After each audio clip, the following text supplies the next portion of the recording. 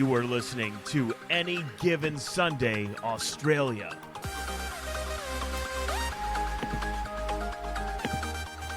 Yes, hello and welcome to the Any Given Sunday Australia podcast, the number one podcast in at least 3 households, 1 studio, the Gridiron Australia headquarters, ABC headquarters, hopefully up in Brisbane now in the 7 News headquarters, because we've got joining us now is a veteran in the college punting game community, the Australian punting community. He's a Central Oklahoma football alum, but now reports for Channel 7 up in Queensland. Number 16, formerly number 16, for the Broncos, Mr. Ned Balme. How are you, mate? I'm good, mate. How are you? That's a good intro. I like that. Yeah, well, I do work on these for quite some time, probably more than what I probably need to tell you. But, yeah, And a veteran of the punting game. Well, you are, which we're going to get into. But why we got you on and good to speak to you about is because you're not one of these new guys that have just come through. You 10, 15 years ago, you were getting into this game, which I feel like is quite a veteran now. Yeah, and you know, I'm old enough to be like old and curmudgeon. It's like you guys have no idea how hard we had it back in the day, trying to get to the US. You're all getting over there and all that stuff. But it's like it's awesome because when I was over there, so when I was in the US for about 10 years ago, you know, saying that it was 10 years ago this year that I went over to the States, that makes me feel older than having 2 kids now. Like, genuinely, that makes me feel older saying that it was a decade ago now. But even then, I was saying to all my teammates there, like, there's no reason why every punter at a US college shouldn't be an Australian. I can name you a dozen blokes that probably have a better leg than me, and that's not even including the left footers that are their own bloody breed anyway. They're all cheats, the left footers. But don't trust them. I think we're upwards of at least like 60 or 70 now. So ProKick put up a post the other day and it just like listed all the Australians and what colleges and stuff they're playing at. It was phenomenal. It was a phenomenal list. Like, especially if you're going through like all divisions, there's a lot of us over there. And that's the thing. And you could, if you ask the blokes down at ProKick, they could list off a bunch of blokes that they've played footy with, where the only difference is, you know, maybe they've just got a different path they want to do. Maybe they've got a partner, maybe they've got a job, maybe they just don't want to leave Australia, or maybe it doesn't interest them. But they've all got better legs than some of the blokes there too. Like, there's this great big other pool of players that could easily be there, but just for whatever reason aren't. Yeah. But we're not talking about them, we're talking about you. So I want to, we literally just spoke about this, but I want to say why I called it the Broncos. It's a Broncos, but with a H. So you guys there at Oklahoma, you've embraced that H though, you're just saying. Yeah, so I was told, and I'm just taking this at face value. They could have been taking the piss out of me. I don't know. 100% real. But they essentially say the Broncos with an H in particular was native to Oklahoma at that area of Oklahoma, and they were just the Broncos with an H. I didn't do any the terrible thing to admit for a journalist. I didn't do any background on this. I didn't verify that or anything. I just took it totally at face value. But I mean, no one else runs with Broncos with an H, so we embrace it wholeheartedly. Even the Brisbane Broncos, can you believe this? They misspell Broncos up here. It's wild. What do you mean? They don't spell with an H. Oh, yeah. Stupid. You say that every time that you speak to one of the players, or? Hey? Do you say that every time you speak to a Broncos with no H? You say, mate, you're playing for the wrong side. Yeah, it's probably why they don't have me at training anymore.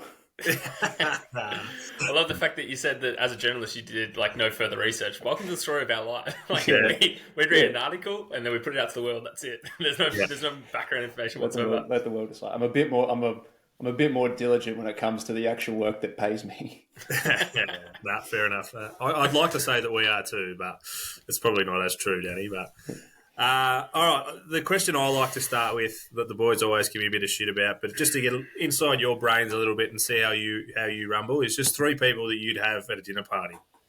Yeah, right. So I want to go an athlete first, and athlete Zlatan Ibrahimovic. I have seen that you dressed up like him in the past. He is the only athlete that I reckon, as an adult, I've fanboyed over. In terms of if I saw him at an airport, I would be like, oh my God, should I go up and say hi? Should I not? Everyone else, I reckon I could take or leave. I'd just be like, oh, it's pretty cool. I saw them, but he's the one I'd have. Stephen Fry, the actor, he's just well spoken. Feel like he knows a lot about everything. And then, are we talking alive or dead, or both? Whatever you want, mate. Oh, third would be John Madden. Oh, nice. Yeah, just to talk football, and you think like he'd like commentate a lot too. Yeah, he'd talk through the meal and stuff like that, and remember all of his broadcasts on Thanksgiving were hilarious because he just talked about all the food on the table and stuff like that. So I reckon, Zlatan, Stephen Fry, John Madden to commentate it all. Yeah, is my pick. I'd love to see John Madden and Zlatan sitting there just having a conversation and just wherever that would take you. And Stephen Fry's just checked out. Yeah. He just does not want to be there at all. He'd just be learning and just taking it all in. Yeah, he'd take it all in and he'd do a documentary about it or something. Yeah. So you grew up over in Mandurah in WA, is that right? Oh, I bounced around a lot. I'm an Adelaide boy originally. Yeah. And then moved to Melbourne when I was 7. Then moved to WA when I was 14. Yeah. Was there for 7, but it was in each place equally 7 years. Yeah. Before I went to the US. So you were a Mandurah boy. That's what I'm going with. Yeah. Why not? That's where I went to the States from. Yep. There we go. That was the last thing that I could read about you online. So, but were you a typical Aussie kid, just football, cricket, and did you even know about the NFL growing up? Yeah, I knew about. I was never any good at cricket, so I was always looking for a sport to like in summer. Yeah, and I was like a bigger kid growing up, so contact sport, I preferred that. Then all of a sudden, I think the first game I remember watching was maybe in the 2000 Super Bowl, the Ravens. I had no idea what I was watching, but I think that was the first game I watched. I was always playing Aussie rules. My old man played for Richmond, and then played 15 years professionally in the Sandful in South Australia. So I was always playing footy, and he was a fullback with a big leg, and I hated running. So I'm just like, I'll do that, and I'll just do the exact same thing as him, just not to the same level. Just a lot of Aussie rules, but I loved NFL or American football just because it was that contact sport you could watch in summer when everyone else was playing this game that I was absolutely rubbish at. So that was really the kind of, on a personal level, because my uncle Neil is in the AFL for a long time too, and he, on a personal level, knows Darren Bennett as well. So that was how I ended up being a Vikings fan, is because when I first got into American football, Darren Bennett was the punter for the Vikings. I didn't do my research and found out that was actually his last year in the league, and he played 14 years for the Chargers before that. Timing is everything. Timing is everything. Either way, that fork in the road brings us to the same place because it's just disappointment for everyone. The Chargers and Vikings aren't doing anything anyway. At least the Vikings, you made it to the playoffs last year. Unfortunately, just got absolutely bounced by the Giants, but at least you were there. It was a fun season, except for the fact that you knew it was going to come to a crashing end eventually once we got into the playoffs. It's a coping mechanism that Vikings fans have just created for ourselves, I guess.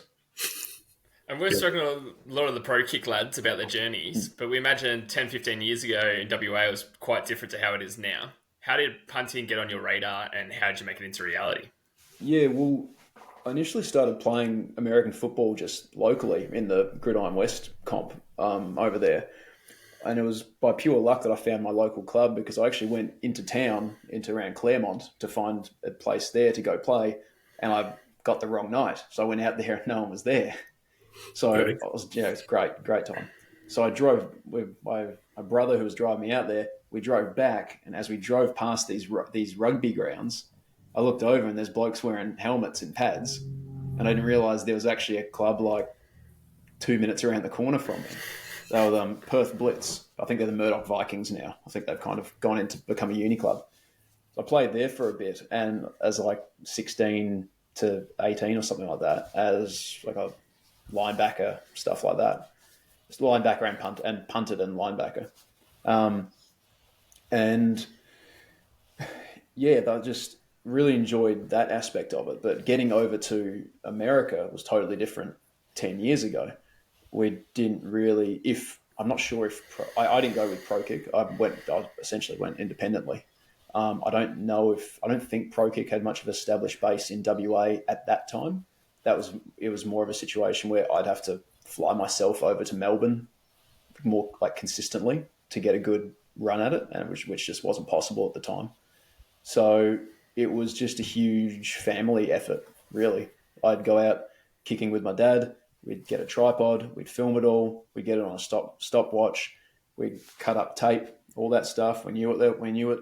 Most universities are looking for just yada yada, at least above 4.4 at the bottom end. Like that kind of stuff. And we just cut it all up, and then my mum on the administrative side of things set up full-on spreadsheets, hundreds of rows long of just here are all the universities in the Big 12. Here's all the universities in the Big 10. I'm pretty sure what was the one that's defunct now? I'm pretty sure this is how long ago I was. I'm pretty sure the Big East was still a thing. Yeah. And I had like a row for the Big East. Here's all these contacts from there all the way down to 1AA, D2, all that stuff, with special teams coach, athletic director, head coach, emails for all of them, that thing. That's huge. So we do the kicking, we do the punting, we cut up all the footage, put it in a link, and then for about 4 or 5 months, I would be at my mum and dad's office because they ran a real estate business over there. So I'd be in their office from about 8 o'clock at night till about 3 in the morning, just emailing and cold calling athletic directors, special teams coaches saying, have you seen my tape that's come through? Have you seen my tape that's come through? And it was just that for an extended period of time. A lot of conversations involving, like, hey man, we love your tape, but we just don't have any money available right now. Would you consider walking on? Like, no, that's a long way to go, and I haven't got the money. Huge walk.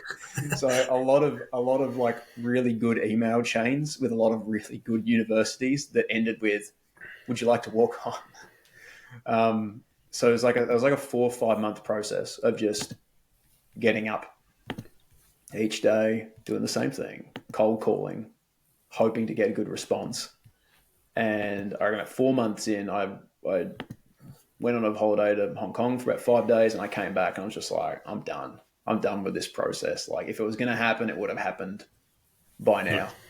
And then it happened really late in the piece. We're talking June, and I signed in June, signed in July, there in August. Like, shit. That. So it was just that quick, just hectic, and it feels like a million years ago. And then when you consider like how it just had to be done because of the circumstances, it was just crazy. Super thankful to mum and dad. Like, yeah, definitely. Huge shout out to mum for the spreadsheet. Shout out to mum and dad. They were doing all of that for something they didn't want, because they didn't want me to leave. Maybe there was heaps of emails that come through and mum was just like, nah, that's too promising. Nah, that's good. Yeah, just send him onto the shit ones and hopefully he drops off the perch. Maybe. We got to give him some disappointment. Let's break his spirit. Yeah, break him down and then hopefully he doesn't leave us. He'll stay with mum and dad, yeah. Beautiful. So it was settled on with Central Oklahoma just purely by chance that they were the ones that got back into you. Because your study was pretty huge as well. Like, you were there for 4 years studying. Was that... Yeah. Did that come into it at all? I mean, at that stage, not really. Like, you couldn't. I did what a lot of guys do. You look at the area, you look at the facilities, and all that stuff. I got lucky that they came across at the right time for me, and I had a look, and like the facilities were really good for D2. God, they're even better now. But ridiculous. It's a decade ago, mate. That's so long ago. I know. It's ridiculous. They put up all the stuff as soon as I left. And I always wanted to go somewhere a bit different.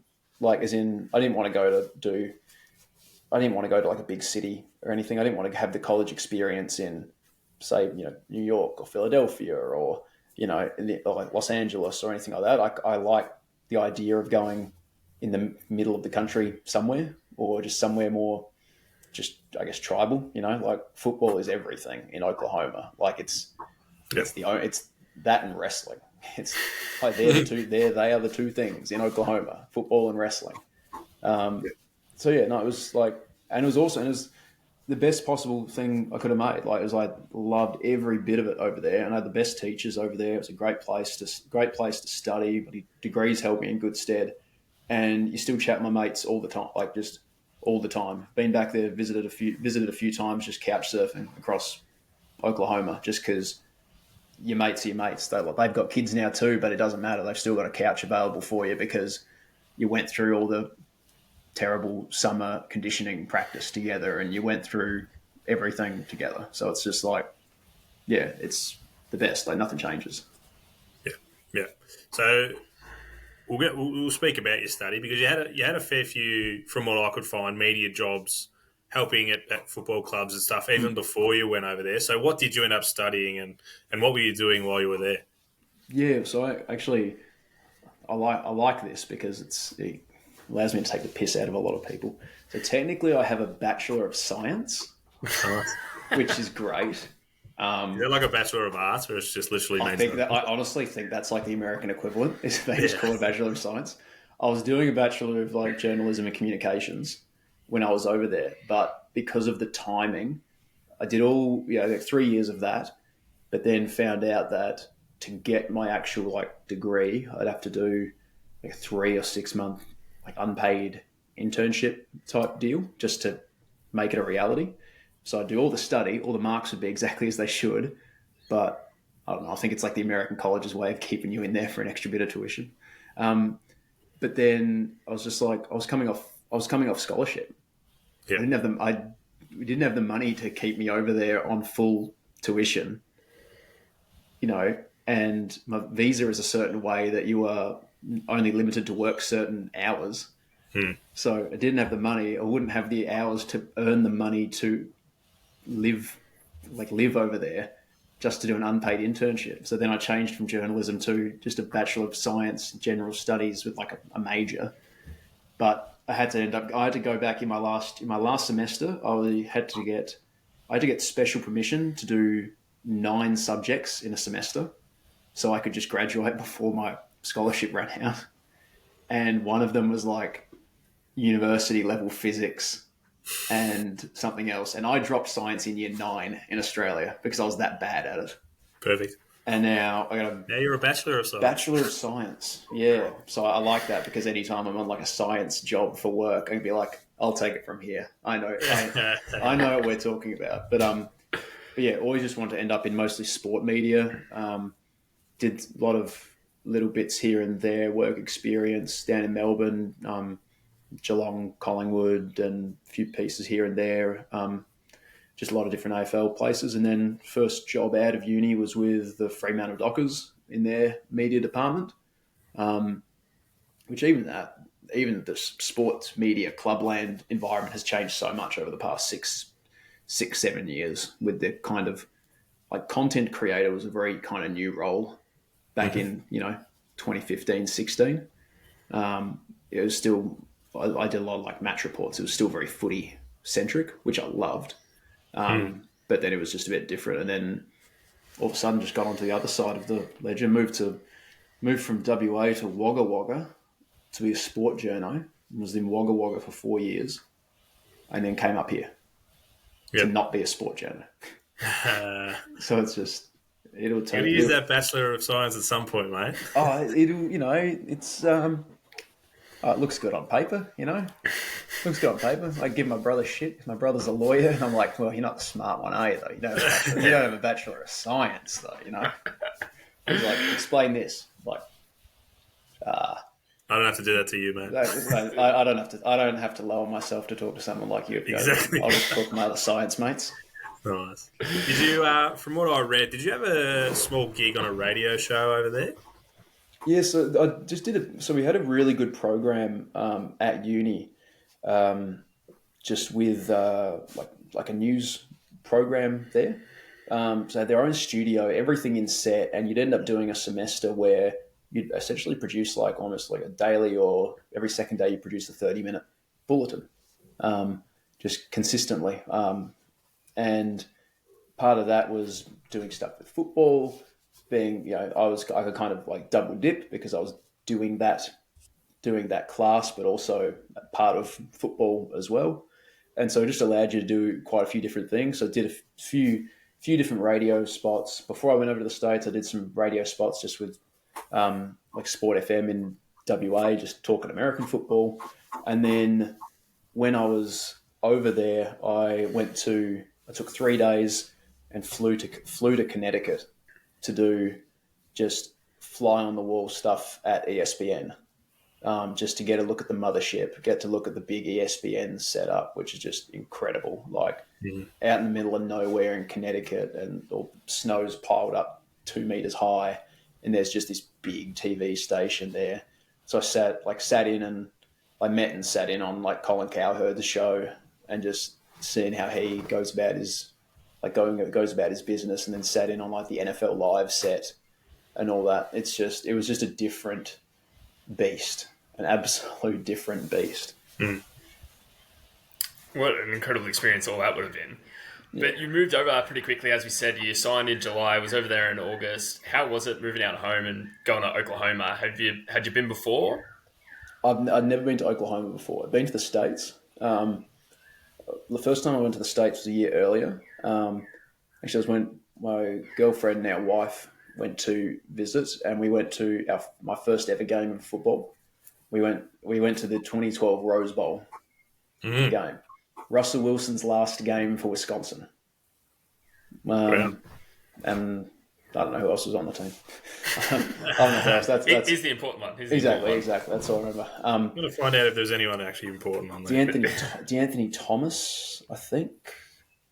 Kiko Alonso, maybe. I think he was linebacker for Oregon at the time. I didn't know much about Oklahoma at all, to be honest. It was wild.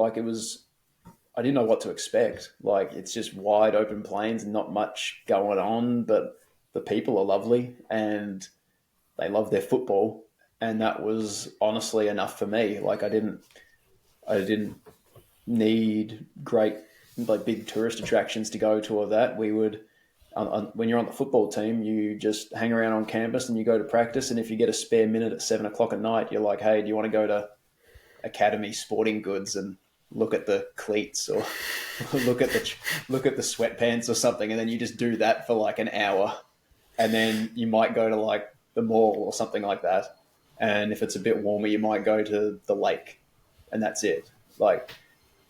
But Oklahoma was awesome because it was chilled. It was laid back. They love Australians. Like, they're really welcoming to us. They're really welcoming to Australians. It was pretty. The first couple of weeks was pretty scary for my parents because literally within a few days of me arriving there was another Australian who lived over there at the time, and he was playing baseball at a campus about out south of Oklahoma, or Oklahoma City.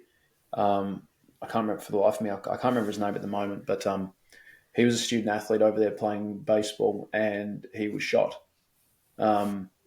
He was shot and killed in a totally random act of violence. And then there's mum and dad back home hearing Australian student athlete in Oklahoma shot, and they're just freaking out, obviously. Would have been terrifying for him, right? And that was one of those weird situations where it's like, what's going on here? Is this something that I should be? Is this something I should be worried about? Is this a regular occurrence over here that happens? Like, there's like every now and again, for the most part, like America feels really similar to Australia in a lot of ways, but then there's just like a couple of little things here and there that just reminds you of how different it is. But I loved Oklahoma. I loved living there. It's a reason why I won't go back to the US without going back to Oklahoma. Which sounds weird when you're like, where are you going to go? Yeah, I'm going to go to Seattle. I'm going to go to New York, and I might check out Chicago. And then obviously I'll go past Oklahoma. and see all the great tourist sites there, like my mate's place, and that's about it. But I guess the football life, especially if you're living and breathing it, like you were saying, creates a big brotherhood. Oh, it's the best. Like my wife and we got married in Europe about 6 years ago, and one of my groomsmen, like, he'd never been outside of the States, but we dealt with so much at the time. We were roommates the whole time, just going through just the licks and everything of of college football, and like we organised his passport for him just so he could get to my wedding. You know, like that's the type of stuff that you do especially for your teammates and stuff, because you're all that each other's got for the most part. Like, especially the out of state, like a lot of out of state players. Being Oklahoma, where you try and build from within to build a culture, but naturally Oklahoma, you do look interstate. You're not Florida, that's got the best high school players in the country. You know, like you don't have this huge pool, so you have quite a lot of interstate players to be teammates with, and we treated each other the same. Really, we're both not from here, and you try and spend as much time on campus as possible so you can like bond with each other. So you spend every single waking day with each other. You live in the same room, and then you go to the same classes, and then you go to practice, and then you go to study hall, and then you go to the library together to make sure that, you know, your grades are right so you can play and graduate, and then you go back to your dorm where they're sleeping 3 feet away from you. Like, you're just living in each other's pocket the whole time, which is why you can not chat for a couple of months and you pick up the phone and like nothing's changed. That's the best thing about it. It's just such a rare atmosphere that it's hard to replicate anywhere, really. For sure. And how was the first game where you suited up? I shit myself. my first punt ever was when we took a sack. Oh, it was like first drive of the game. I'm pretty sure we had like a run for like -3 yards, and then it ran a screen that went -2, and then we took a sack. So, and that was coming off a touchback. So that would have been 20 minus 20 yards out from our own end zone, -3, -5, -7. So I'm punting. My heels are at the back of my own end zone on my first ever punt, and they're just bringing the house at me, trying to force a safety or something like that. So I had that long to get rid of it, and I've still got like the video, and the snap was like a foot out to my right too, so I had to jump out, and they've overloaded the left side coming this way because we were on the right hash, and so they've overloaded that side, and they're coming out, and the ball's closer to them, so it's literally just get it, go, and that's it, and then chase. But I'll never forget that. First ever punt. Jeez, terrifying. Do you remember how far it went? Far enough. It wasn't. It was one of those situations where you get off the ground and they say, "Hey, good job getting it away." Like that's yes, sir. Like that's the level there. But yeah, everything kind of chilled out a bit after that. Yeah, it was interesting because like my 2 years there, our philosophies changed because we changed. So I played 2 seasons there. I was there at uni for 3.5. Played junior, senior year there, and our like special teams philosophy changed from year 1 to 2.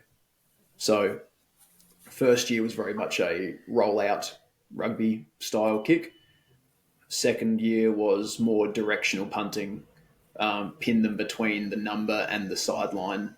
So a lot of my first year, I didn't really get to roost too many. Like actually just line up and just try and launch them into space, because there's a lot of just roll out rugby stuff because our coverage team wasn't crash hot, so we're just trying to like give us time to get down there. Second year we were better, but we were still kind of a bit more conservative. So it was a lot of drop punts, a lot of end over ends, just making sure we could pin them. You know, use the sideline as our friend type deal. But it was just, like, it's such a high pressure role. Like, it's It's really quite incredible when you think about it. When people say you just have one job, it's like, I know we got one job. That's why it's really important that we don't stuff it up. Do you have a favourite game or a favourite memory from these times? Got my second season. So first year, I'm pretty sure we were coming off. I think the uni may have been coming off sanctions from the previous coach at some stage. So we were limited in like the amount of scholarship money and stuff we could give or whatever. So there was a period in my first year where we were still kind of like, they were kind of trying to get certain people off the roster type thing, trying to reset the culture and things like that. So my first year we went 2-8, and my second year we went 8-4, like just out of nowhere. And our first game we played Fort Hayes on the road, and that was amazing in my second year because I remember walking into the stadium and they're playing, like banging over the speakers. They're playing We Dem Boys by Wiz Khalifa on the road. And then it's just like, just looking at my mate, who's my best mate's like our middle linebacker. And he's just like shaking his head. And he's just like, factually incorrect. They're not. They're not. We are.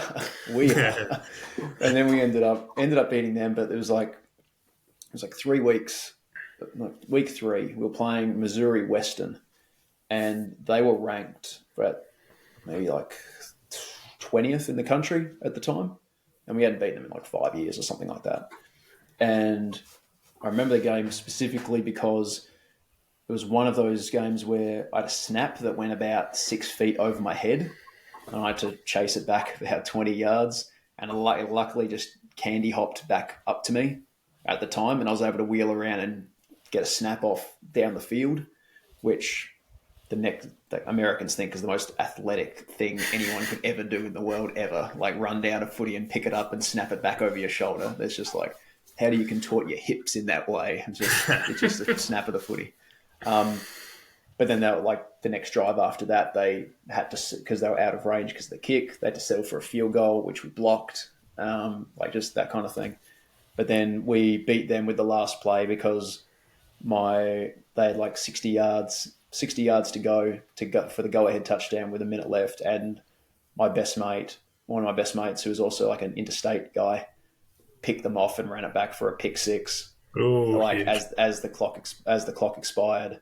And it was one of those weird things like from a movie where all of a sudden you're celebrating on the ground and all of a sudden the whole stadium is on the ground with you, and there's like, you've got the crazy ice hockey players who are like jumping 12 feet down from the stadium just to get on the field. Everyone else is going down the stairs, and then the ice hockey guys are crazy, so they just like jump down and just don't care about anything. And then there's just a whole crowd, the whole like ground is full of people, and then there's one random guy that's just waving a huge American flag in the middle of the crowd, and you're just like, am I in a dream right now? What is going on here?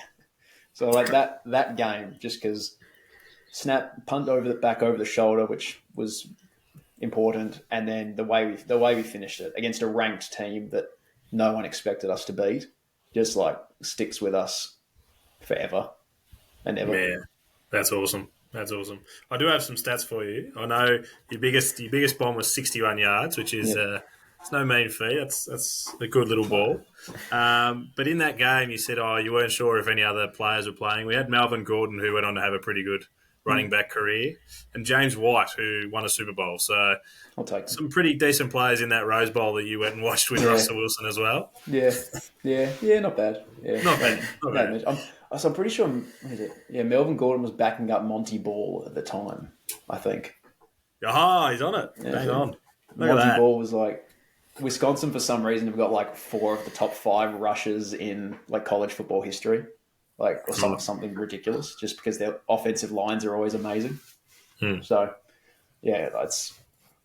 I love that you just ripped that off. That was 13 years ago, and you just ripped that out. That's awesome. Yeah, too much. Nowadays, you've already mentioned useless knowledge. Exactly. Yeah, I'm full of that shit too. Don't worry. Nowadays, you mentioned you're a father of 2, and things are pretty different. You're very straight up and down, especially with work. But back in college days, you were rocking a really long surfer blonde hair. Things have definitely changed. Yeah, I've gone corporate, and I go on corporate and chase the money. As you can see, this huge mansion I've got behind me. It's really playing up for me. So I didn't cut my hair after high school because I went to like all boys Catholic school. So as soon as I finished up there, I was like, didn't cut the hair. Didn't cut the hair. Put some color through it. Actually, how my wife and I met. Actually, she's my hairdresser. Go figure. Really? Meant to be. Yep. And yeah, then once I thought, might give this news caper a try. My potential employer at the time said, "How attached are you to your hair?" And I said, "Not enough to stay unemployed." I think that was the official line I gave them. But as you can imagine, you cop a ton of grief, especially in the US, in conservative Oklahoma, as a foreigner coming in as a punter with hair hanging out the back of the helmet. What was the longest you reckon it got to? Middle of my back, probably. Yeah. Maybe a couple of games where I got some mates on the team, mate, to braid it.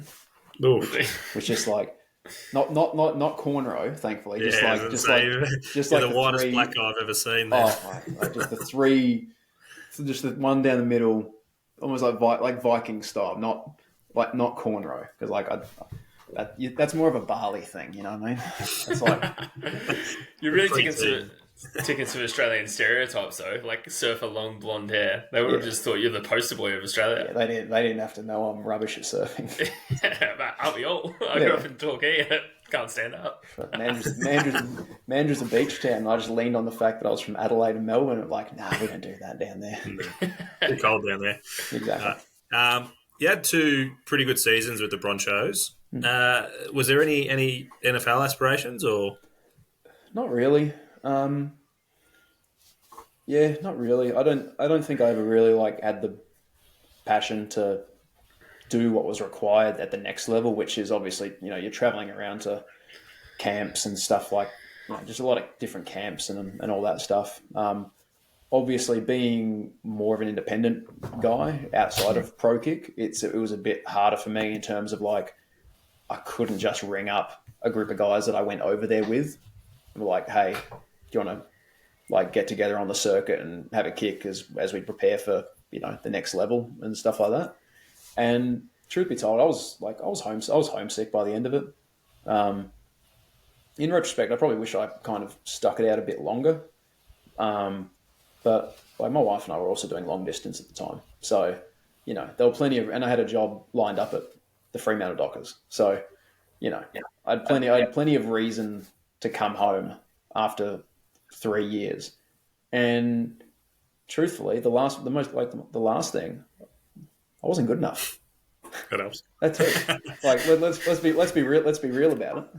I don't think I was good enough. Probably because in my heart, I probably wasn't like I said, passionate enough to really commit what needs to be done to do that.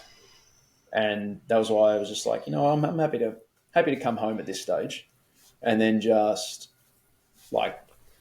keep watching the game and promoting the game as much as you can, because it's awesome. Best sport in the world. Speaking of promoting the game, we've mentioned a couple of times now how different it was back then to what it is now.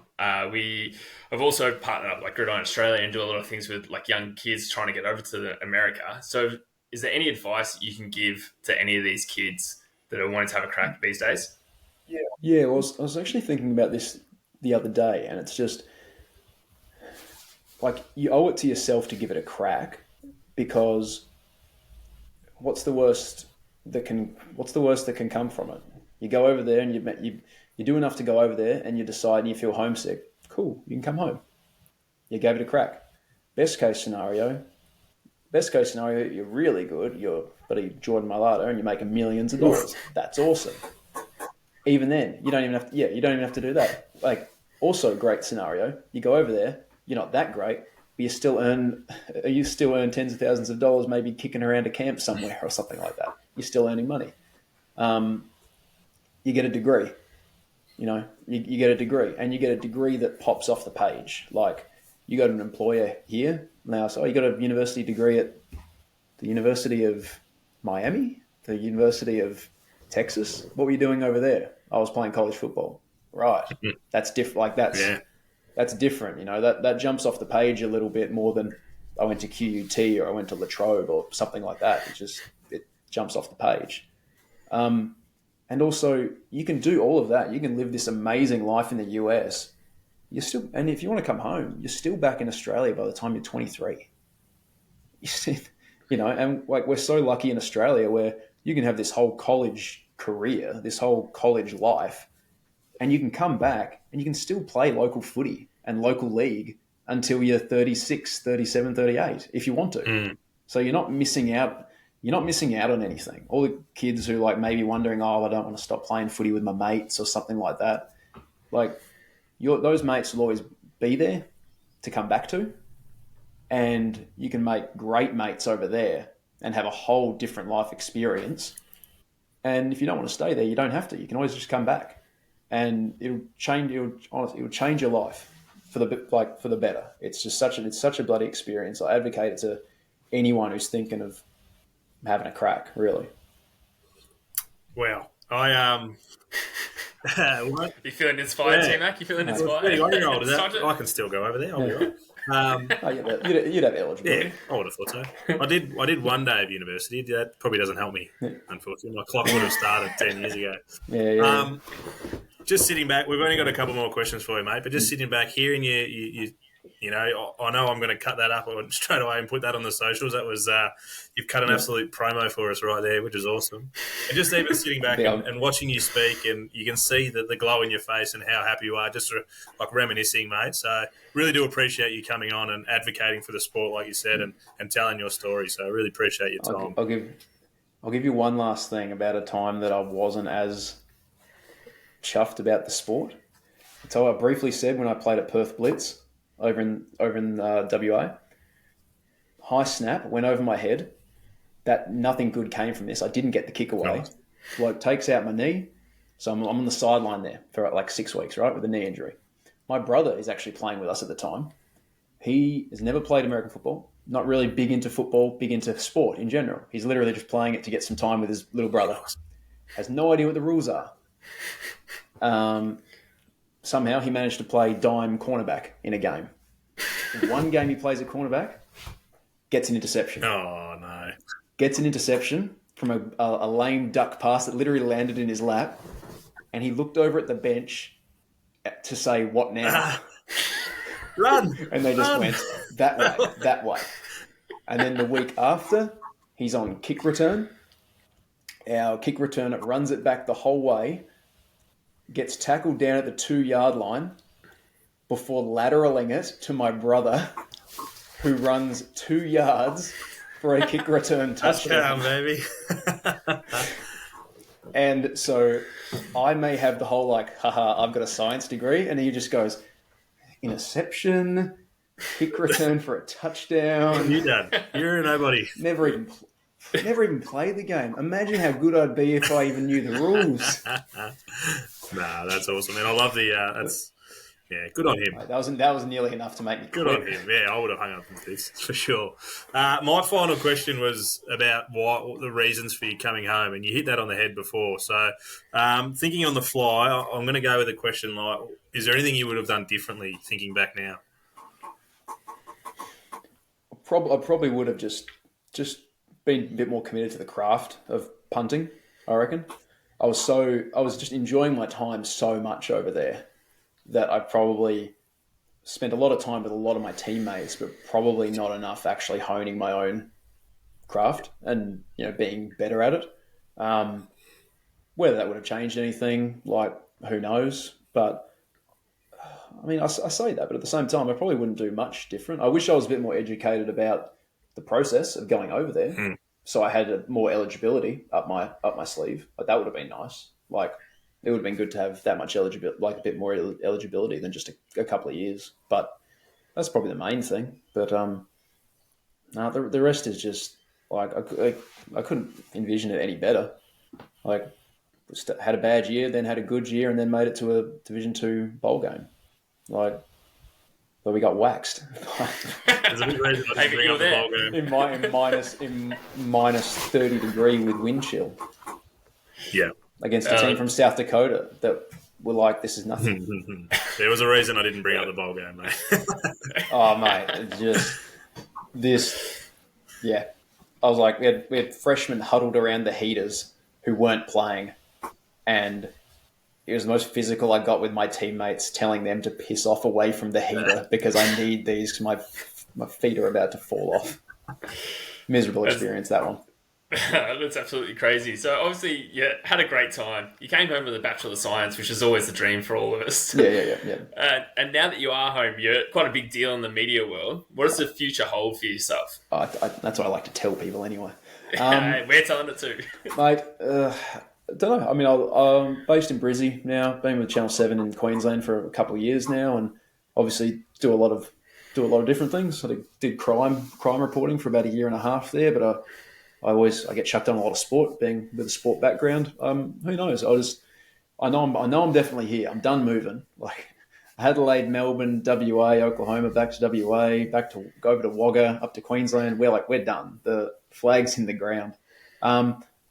Just up here doing as much as I possibly can. You know, keen to give back to the sport. Really, like I'd love to see more kids go over there. Not just, and that's probably like one of the most rewarding things at the moment is that seeing so many kids going over there that aren't punters as well. Like I suppose that's probably the next big thing I'd love for Australians in American football is to get away from the stereotype that so you would have been a punter, yeah. And have more kids be like, nah, I was offensive lineman, nah, I was a linebacker, running back, tight end, which we're starting to make those inroads now. So like the more we can promote the game, the more we can get all those different players from different sports to have a crack at it and see what is available to them. It's just going to be even better. And eventually we do that enough, we might actually even get an NFL game down here eventually. Yeah, we're definitely working hard with NFL Australia. Well, bring it down. We'll help fund it. We'll put $100 in towards it. Yeah, we'll do it. Give us whoever I know the Jags are good now, but give us whoever the current day version of the Jags give are. Give us the Falcons. We'll take them. Mind. We'll take the Falcons. Just give us, I don't know, just give us anyone. The Vikings. Give us the you know what? Give us the Cardinals. Give us the Cardinals. Falcons, Cardinals. We'll take the Cardinals. They're a basket case, but we'll take them. Oh, yeah. They're a long season for them, but... Oof, rough. We can't thank you enough for your time, mate. And we're definitely... I think when maybe when we're in Green Bay and the Packers are playing the Vikings, we'll have to get you back on here just to temper my expectations about how much we're going to flog you. Oh, mate. If you're looking for someone to come in like optimistic about the Vikings, I don't think I'm the guy for it. I'm just putting the energy out there, saying, yeah, you're probably going to flog us, and but then when just even with Jordan Love at the helm, questionable. We've already spoken about this. He's home and hosed. I don't know. I'm just waiting for who's coming after Kirk. I don't know. I don't know. Yeah. I can't deal with another season of a top 8 quarterback that doesn't feel like a top 8 quarterback. Dream Kirk's gone after this? He'll find a way to get re-signed. He will. He'll find a way to get re-signed, and we'll take another flyer on like a 4th round quarterback who gets cut after next year's training camp. Yeah. You can have Sam Bradford as the backup again. Oh, God. Hey, we started 6-0 that year. Yeah. How did you go? Fell off. We started 6-0 then. Yeah. Much appreciate your time, mate. We'll definitely we'll keep in touch. Yeah, all good, mate. Very sure. Thanks for having me on. We'll catch you for a beer in Brisbane, Vegas. Exactly. Best place to be. Too easy. Beautiful.